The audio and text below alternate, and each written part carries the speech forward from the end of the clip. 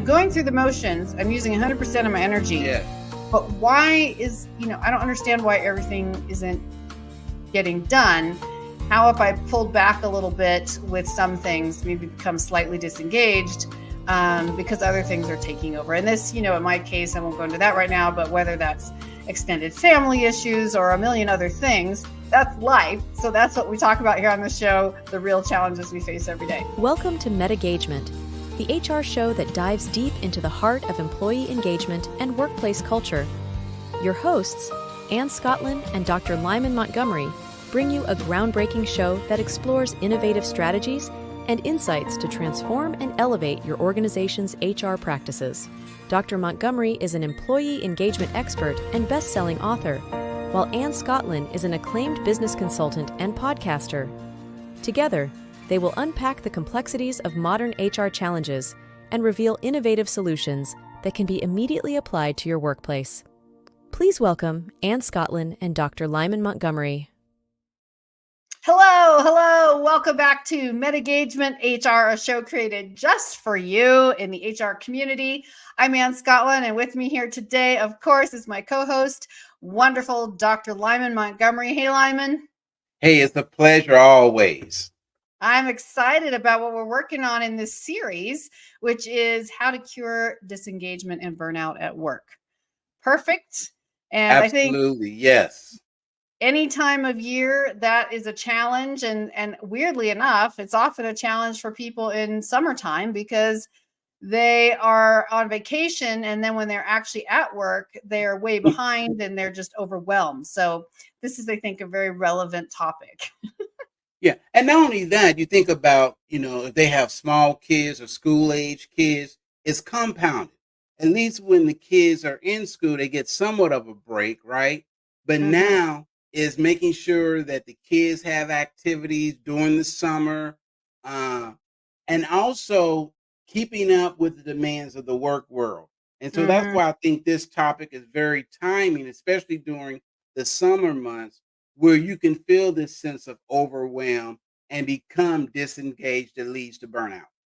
Absolutely. And we are going to give you some very specific suggestions, tools and tricks of the trade, as well as going meta. How do you do that? Which is a meta mindset, taking it to the next level, making it easier, not necessarily more difficult. It's not more things to do. It's doing more things more smartly.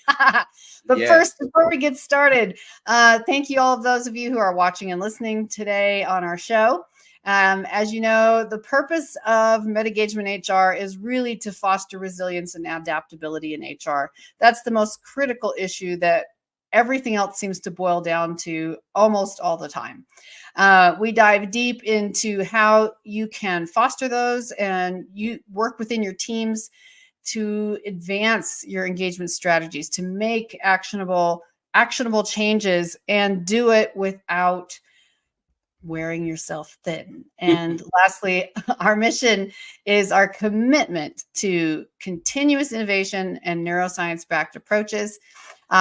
Please, whether this is your 10th time or your first time, please do like, subscribe, drop us a message while we're here and help us keep this program coming to you. But so Dr. Lyman Montgomery, tell us a little bit about the problem we're addressing today. Yeah, the biggest problem that employees are facing, this is not just in the United States, but globally, and that is this sense of overwhelm, which leads to burnout. And burnout can be defined as where you're physically present, but mentally you have literally checked out. There's no more gas in the tank. You're just basically taking up space. And we want to address that critical situation of burnout. But before a person gets to burnout, they normally go through what's called disengagement, active disengagement, and the end result of that is burnout. But regardless of where you're at in that continuum, whether you're disengaged, actively disengaged, at the end, all of us at some point or another have felt a sense of burnout, just at different degrees. Yes, and I know that you said like that partial disengagement, that first level where you're Yes. kind of just you're kind of half tuned in, even though you might be applying the same amount of energy as you were before. I've been doing 3 or 4 major things at once lately, and I've kind of, get to that same point where I'm just like, I'm going through the motions. I'm using 100% of my energy. Yeah. But why is, I don't understand why everything isn't getting done. How if I pulled back a little bit with some things, maybe become slightly disengaged because other things are taking over? And this, in my case, I won't go into that right now, but whether that's extended family issues or a million other things, that's life. So that's what we talk about here on the show, the real challenges we face every day. Yes. And it's also neuroscience. Understand that our brain evolved to do 2 things, period. It is the conservation of energy and also reproduction. That is survival of the species and conservation of energy. That is the total purpose of our species and the total functioning of our brain. So what happens is when a person is multitasking, they're spreading themselves too thin. You can only give 100% of your effort to one thing. So when you divide that to 2, now you have 50%, 3, 33, and a third, 4 things, 25%, so forth and so on. So if you're doing 10 things, your mental capacity is only at 10% at each of those, because there's no way that you can be 100%, 100%, 100%. In other words, you be at 1,000%. You only have 100% energy to give. So what ends up happening is the conservation of energy kicks in, and where your brain says, wait a minute, you don't have enough brain power to function doing 5, 6, 7 things. So what we're going to do, I'm going to shut down after the 3rd or 4th one. And you see this during periods of the day as well, where some people may feel very energetic in the morning, but you also have those that say, you know what, I really feel a burst of energy between 12 a.m. and 4 a.m. All right. And during the rest of the day, they're kind of like a log. Okay. It's all about how your body stores mental, cognitive energy, and how that energy is dispersed into projects or what we call work. It's so true. And, one of the things we want to talk about today is what are, at least before our commercial break, let's go over 3 things that really give us a solution to this problem, particularly and strategically from an HR perspective. And one of those, Lyman, is conducting regular check-ins. That's one-on-one meetings to discuss people's roles, their responsibilities, their challenges. How can we do that differently? And most of us already do that, but how can we do that with more insight? I'm not going to say intuition, because some people get off on a crazy tangent on that word. But, how do we take this meta when we are holding these one-on-one meetings? Yes, it's asking a better question. And what do I mean by that? This is how majority, 99% of most check-ins. Hey, John, how you doing? Oh, I'm okay. Everything's good. Yeah, you need anything? No. Okay, bye. Let me know. A better question would be this. Hey, John, I know you're working on this project. Have you encountered any type of roadblock or anything that would prevent you from meeting the deadline? Now, that causes the person to say, oh, okay, I got to go a little deeper now. Well, not really, but we did run into some turbulence. All right. So it's not just the cliche of, hey, is everything okay? You need anything? People understand that's just cliche. You basically don't care about me as a person. You don't care about, all you care about, are we going to meet the deadline? And I hope you don't say you're running any problems, because I really don't want to help you. So ask a better checklist, right? It's checklist driven, which is, did you ask your employee to discuss their role, how they are doing, and if they need anything? Check. So those rhetorical questions, when you really, someone looks right at you and asks you, but you don't feel invited to answer. You ever been in that? Yeah, it's the same. Someone asks you, hey, how you doing? I'm okay. And I can see in your face, or I know that you just went through a major traumatic experience. But we've just become conditioned, again, going back to the checkbox. Okay, I did say hello, everybody, right? Check the box. Okay, my response, I'm fine, I'm good. Thanks for asking. Check the box. As opposed to stopping and saying, hey, I really want to know, how are things going? And giving a specific example that moves the person away from an open and closed yes or no. For example, going back to the check-in, all right? Instead of saying, hey, have you run into any problems? A better question would be this. Hey, I noticed that there were an issue with so and so. Did you ever meet with Tom to take care of that issue? And if so, what were the results? So I get a yes to check the box if I'm a box checker, right? But now I'm asking for more information. And that's how you can really check in with employees to make sure that they are well. And I always believe you start with them. Hey, how are you doing? But really, no, I really want to know. And I might qualify by saying, hey, I know you had a situation with your cat recently. You know, is everything's okay?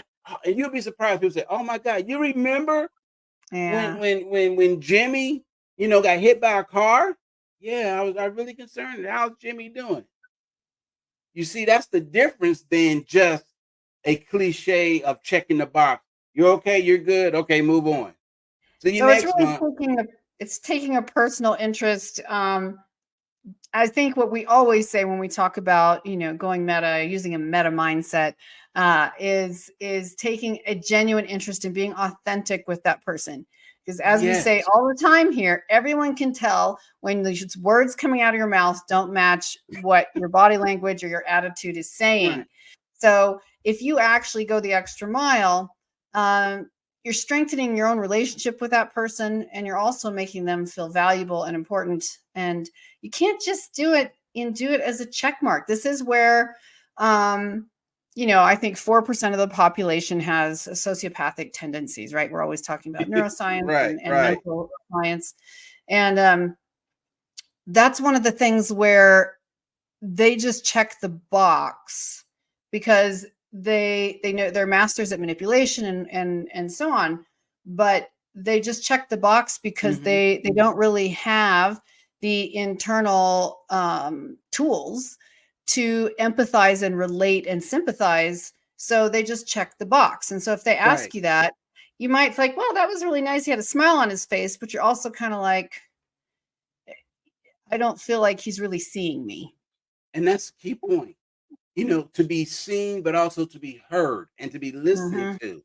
What we're really talking about is work-life integration. A lot of times people say work-life balance. I really don't like that term because, number one, as anyone, life is not balanced. There's always going to be 60, 40, 30, 70. The question is, what side are you on? Now, like, for example, in my marriage, there are certain things that my wife, 70%, she owns it. And you know what? She only wants me to contribute 30%. There's also 70% or 75% of things that I do that I enjoy doing. And all I ask for her is 25%. But there are other things that 100% I do. And she's like, you can have it. And vice versa, there's 100%. So if you're trying to get this 50-50, well, wait a minute. It's almost like cooking. Well, I'm going to cook half of the turkey and you cook the other half of the turkey. Makes no sense. No, that's absolutely wonderful. I'm never going to forget that example. That was really good. So a couple other things before we take our commercial break. So other things that we can do, of course, helping employees avoid burnout by promoting this work-life integration. The trend is, when possible, giving more flexible hours. That not every industry can support that.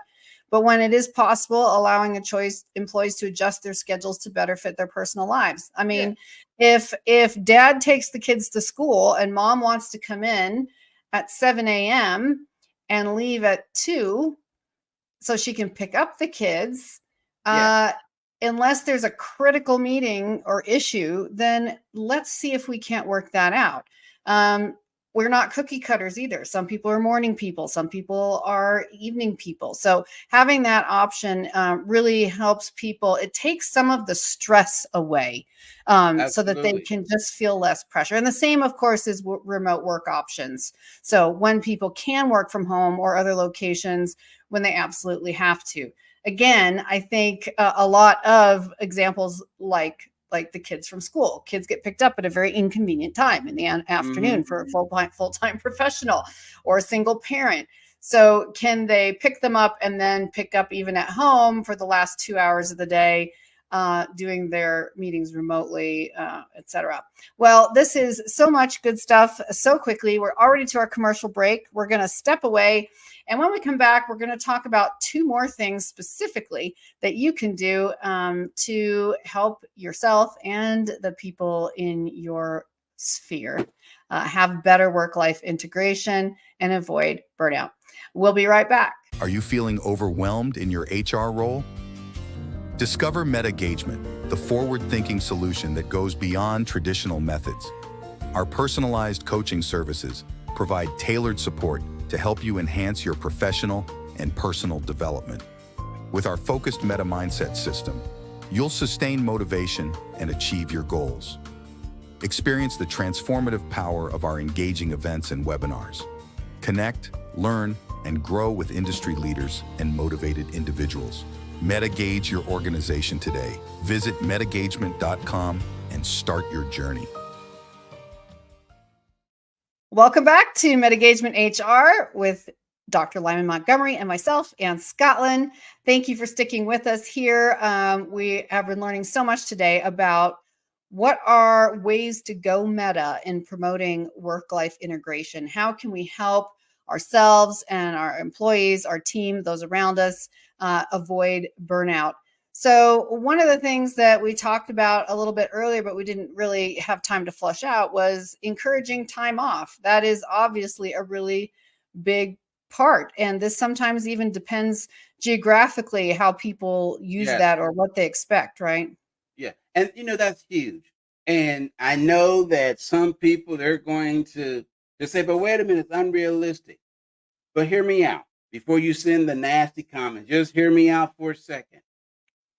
There has been study after study after study that have shown when people are allowed to take time off to reset, to become re-energized, they come back to work and they outperform those that just burn through the night. You see, and I just be one of those. I never took vacation. I felt like, well, wait a minute, I'm going to wait. My wife shared a story with me about a coworker of hers years ago that never took a vacation. She used to pride herself on how much vacation time she had stored away over the years. And she was waiting for her retirement. She was going to cash in on her vacation and she was going to go on a trip. She retired. And I believe a short period later, she dropped dead. And she never got a chance really to enjoy taking time off. And I guarantee, as soon as her body wasn't even cold on the ground, they already had a replacement for her. Because the machine of work will continue to grind. And it's very important that we take time off. And sometimes it's just other ways to be creative. Excuse me, got something in my eye. Other ways to be creative, to focus on things that are different from the routine. So a vacation doesn't always necessarily mean an expensive trip somewhere. It can just mean some time off to focus on other things, give your brain a break. It does get harder and harder because I know even when I travel around the world for work, and if my husband's with me, even if we do take some vacation days, since he's in tech, he can, and he's in sales. So it's like he cannot stay off the screens to save his life because he always feels like there's a deal pending or something he has to do. And I understand that, but I also feel for him because I'm kind of like, that's to never be able to really unplug. And I understand that too. But sometimes just switching up the energy, like this week, when I've primarily been, I was just sharing before the show, been working afternoons because I have a huge landscaping project with a very tight deadline that I'm responsible for myself at my home. And it's really hot right now. So having to get up early, 4:30, get out, be working before 6 and put in those early hours. But can I just tell you, like, it sounds exhausting, and it is.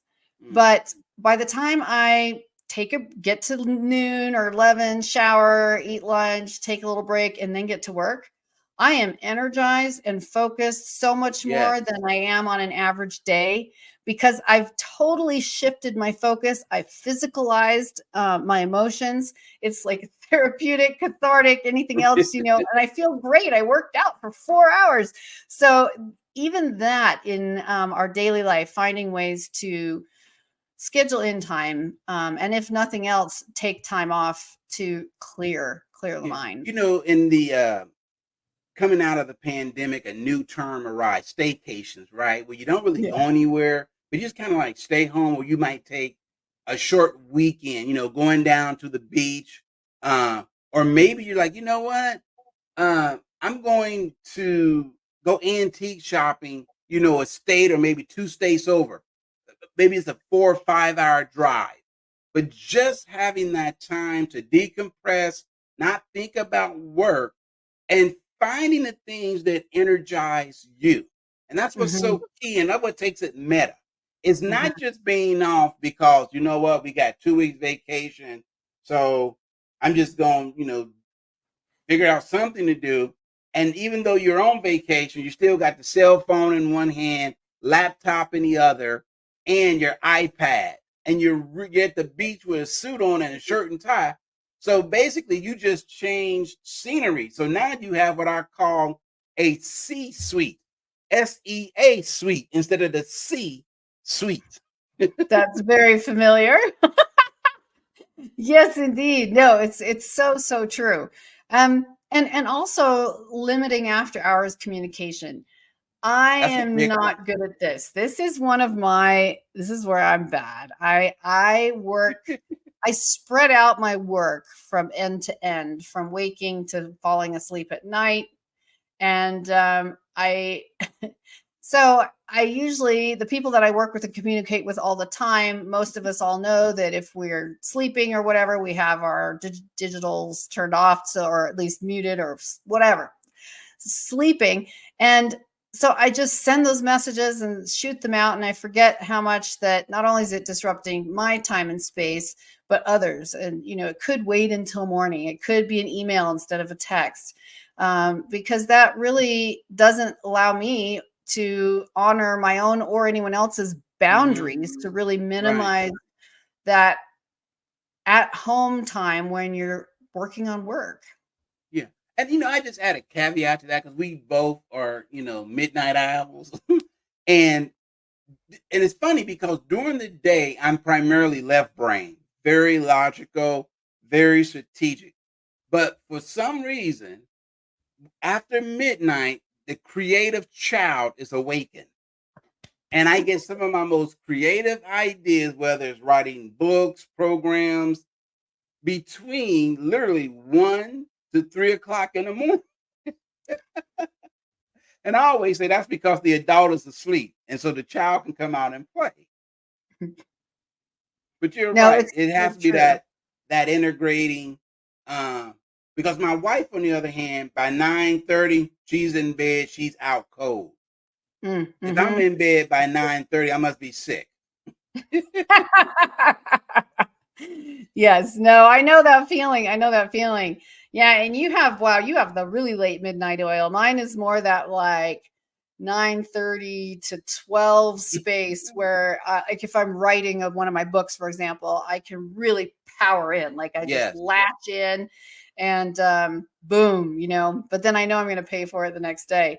So, but finding ways to, another positive reason for limiting after hours communication, not just for people around you, but also for yourself, is to give your brain a break. I mean, neuroscience shows us, as we've already discussed, if you don't tap out, clock out, put the screens away or at least shift completely, it's like you're always on. And if you leave something running forever and ever and ever, it takes a toll. So, using that time off to do your other creative projects, instead of working on something from work, what about working on your book or your, something creative? Because the more creative we are in our daily lives, whether it's hobbies or family projects or whatever it is, when we're creative, we're resting our mind and encouraging the release of creativity in general under a low pressure environment. So when your body gets used to, I can just let the creativity flow without feeling like I'm in a straitjacket. Then when you go back to work, where some people will feel constrained, but they're in the practice of being able to be creative in flow because they're doing it at other times. So this is a great opportunity to invest in yourself. It is. And here's a quick scenario. And this is for if you are a business owner. And let's say, it's a family-run business, right? And you have HR responsibility, or maybe a spouse or someone else. But a small, let's say less than, 15, 20 employees, right? And let's say they've been working on a huge project. Imagine what would happen if at the end of that project, let's say you're working on a proposal, you get the proposal. Imagine what it will say to the team and to appreciate them by saying, you know what? Don't come in on Friday.